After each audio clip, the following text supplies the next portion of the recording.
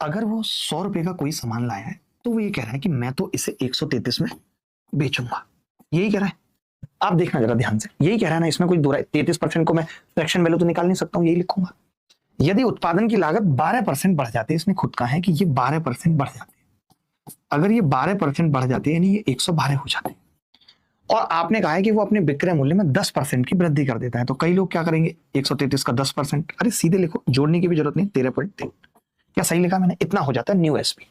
ये हमारा सीपी का कॉलम है और ये हमारा एसपी का कॉलम है, और इन्होंने कहा है कि अब आप प्रॉफिट बताओ कितना होगा। देखना आप मेरी कैलकुलेशन में कुछ नहीं करूंगा। ये मैंने क्या कुछ गलत किया? मैं आपको पहले से यही चीज सिखा रहा हूं कि आप ज्यादा कुछ लिखा मत करा करो, बस 100 से 133, ऐसा नहीं कि इसको जोड़ के भी लिखना है, लास्ट में ही करेंगे जो करना होगा, ठीक है। आपने देखा जी 7 से तो सब कुछ कट रहा है, मैंने कहा कट रहा है, 7 से ये 16 बार कट रहा है, और ये 7 से 19 बार कट रहा है, और ये 1.9 बार कट जाएगा, कोई बड़ी बात तो है नहीं।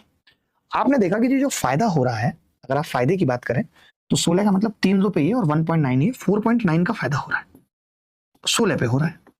तभी एक लड़का बोला कि जी मेरे को तो आपने सिखाया है कि 5/16 हम सबको याद भी है 31.25% के बराबर होता है, ये हम सब जानते, सबसे पहले दिमाग में यही आएगा। आएगा ही नहीं आएगा, मैं आपसे पूछ रहा हूँ कि भैया 5/16 31.25 के बराबर होता है, हम जानते हैं 1/16 6.25% होता है। तो मेरे को आ गया कि यार अगर 4.9/16 तो थोड़ा सा कम है, 31.25 से कम होगा। अब 31.25 से थोड़ा सा कम होगा पॉइंट में, तो वो भी उत्तर होगा।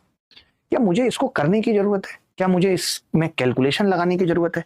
क्या मैं नहीं देख सकता? क्या मैं ऐसा जब तक नहीं करूंगा कि 490/16 तब तक मैं इस सवाल को कर ही नहीं पाऊंगा? कोई बहुत बड़ी बात नहीं है ये भी करना कि भाई 16 तिया 48, कितना बचेगा?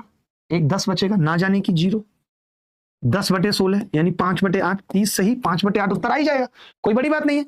बट मुझे वक्त कम लगाना है ना, मैंने यहां पे भी वक्त कम लगाया। ऐसा नहीं कि मैं 133 को 1.1 से गुणा करता। कई लोग क्या करेंगे, 133 का 10% बढ़ गया तो 1.1 से सीधी गुणा करेंगे।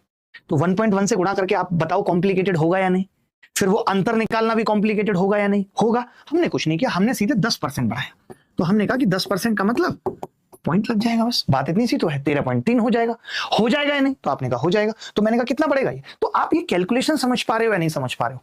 अगर आपने मेरे साथ ये 5-6 महीने की प्रैक्टिस की होती ना, बहुत बच्चों ने की भी आप में से, तो आप बहुत बढ़िया तैयार हो गए होते। पता है, सवालों को सोचना और वो अप्रोच लेना, ये पता है बहुत लोगों के दिमाग में ये बात डाली गई है, पता नहीं कैसे डाल दी गई है कि एग्जाम में कुछ काम नहीं आता, बेसिक काम आता है। और ये कौन बता रहा है? जो कभी खुद एग्जाम निकाल नहीं पाया है, एक आध बार कभी तुक्के से निकाल दिया। और मैं आपको टॉपर बनाता हूं, पता है।